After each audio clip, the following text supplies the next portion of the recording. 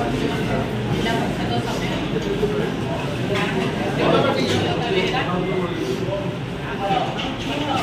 13 तारीख दिन पंचायत समिति कार्य कक्षा आम किसी प्यारेंट मेम्बर किसी सहित वार्तालाप चलती बेले किसी सरपंच 4-5 जन से अध्यक्ष बसी मीटिंग आम सरला बेलू किसी बीजेपी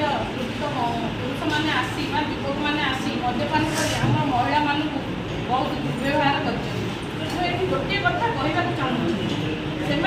आसिक आमको दुर्व्यवहार मारिबा सहित 24 वर्ष है आम विजु जनता दल रोचु किंतु आज सरकार बदलीगला से एमती असभ्य व्यवहार करेंगे तत्सहित आम पूर्वतन मुख्यमंत्री माननीय नवीन पट्टनायक को असभ्य व्यवहार करने सहित आम पूर्वतन विधायक संबित राउत अश्लील भाषा गाड़ी बुलस करमर श्रमिक नेता बापी भाई की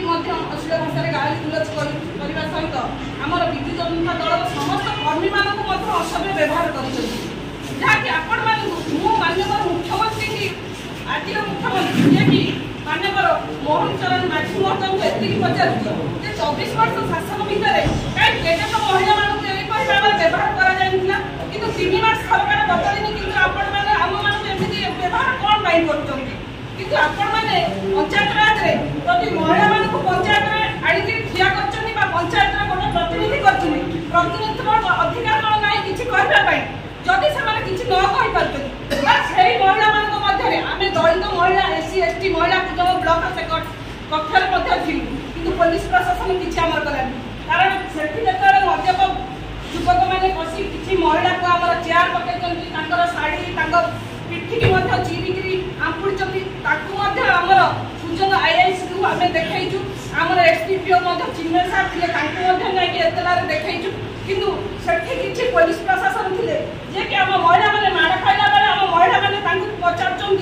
आम महिला मान मारुन आपण मैंने धरतु से प्रशासन कहते आपण मैंने कौन आमको डाकी आम आपण कथा शुणु कारण पुलिस प्रशासन रही मैंने से जो मैंने सरकार दल रही से कथा शुणुते आउ कौन महिला कथा शुणानी जदि कुचंग ब्लॉक रे प्रतिनिधि मानक महिला मानक पंचायत राज जदि स्थान दि जाऊँगी जदि कुचंग ब्लॉक रे महिला माने प्रतिनिधि माने सुरक्षा ना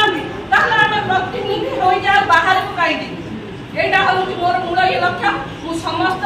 कलेक्टर माननीय मुख्यमंत्री को अनुरोध करुँची आम महिला मानक अन्याय अत्याचार कर प्रतिवाद से मद्यप युवक मान तुरंत पदक्षेप न दिया है